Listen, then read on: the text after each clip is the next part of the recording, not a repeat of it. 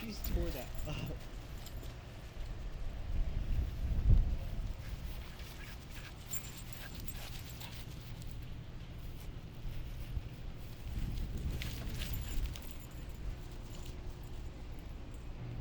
Ready?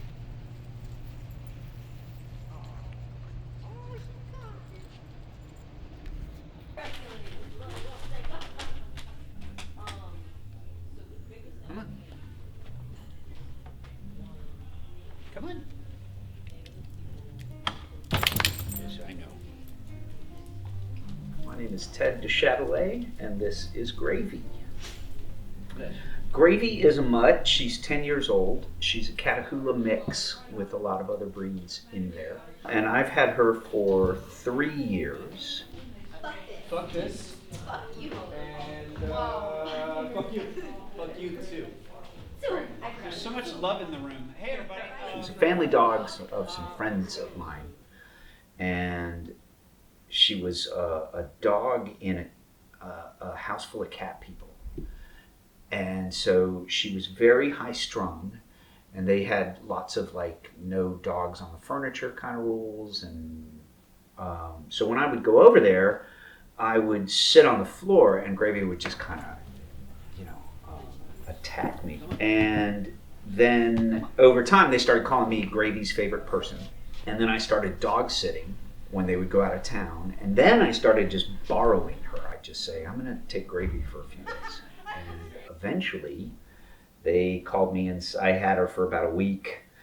And I was like, I'm not going to give her back. I'm just going to wait for them to ask. And they called me and said, this is your dog.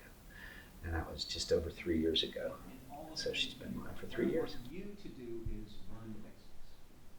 And then know. She is registered as an ESA, and my process was backwards. I think most people recognize the need for an ESA and then go out and get an animal to be their support animal. Mine was reverse engineered, so I got her, and I just started bringing her with me everywhere. And I was seeing a therapist. I would bring her to therapy appointments, and after about a month, my therapist was like, this is a classic emotional support relationship, and she's really good for my anxiety.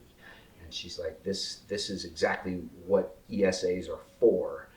Do you want her to be an ESA? And I'm like, yeah, sure. So that's how she came to be registered as an ESA. It was kind of backwards. Okay, so there's two very distinct categories of working animals. So there's an ESA, an emotional support animal, and then there's a service animal. And those are radically different categories, right? And a service animal has a very definite job, not just to provide comfort. An emotional support animal is not necessarily trained to perform a specific task, but they do provide something to mitigate a student's disability. So that is an ESA, and it's an accommodation through our office. And a service animal is actually trained to provide to perform a specific task for a person. So, for example, a service animal, something common would obviously be a guide dog for someone who's blind or visually impaired. And that dog is trained specifically to assist that one person.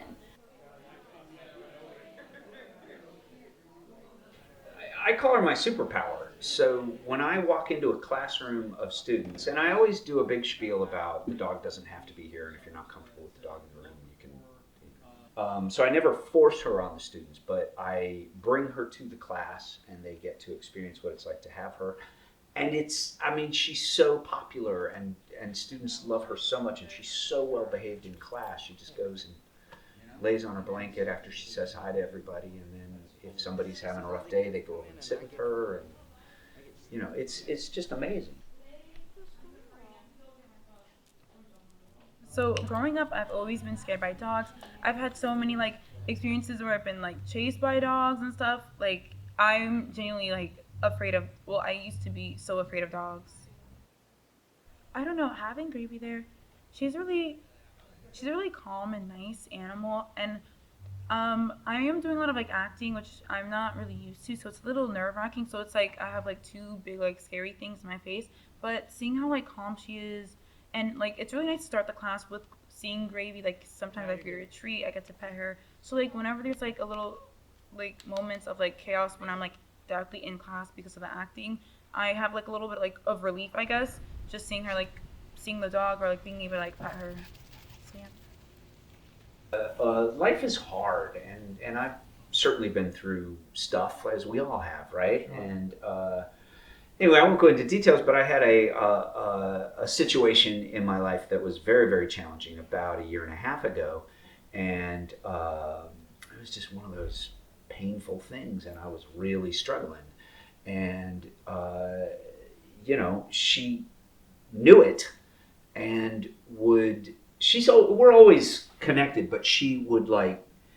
I remember I was laying on the sofa, and I just was crying, and she came and just sat on my chest and just put her chest on my chest so you could feel each other's heartbeats. And she just knew that that was what I needed in that moment. And not that it took all the pain away or anything, but she just came to be with me while I went through that unpleasant experience. It's not like she protects me from all evil and I never experience any sadness now, but she makes it easier to live through those moments and process them, and that's really something. Share. So cute. What you gonna do? So cute. What you gonna do?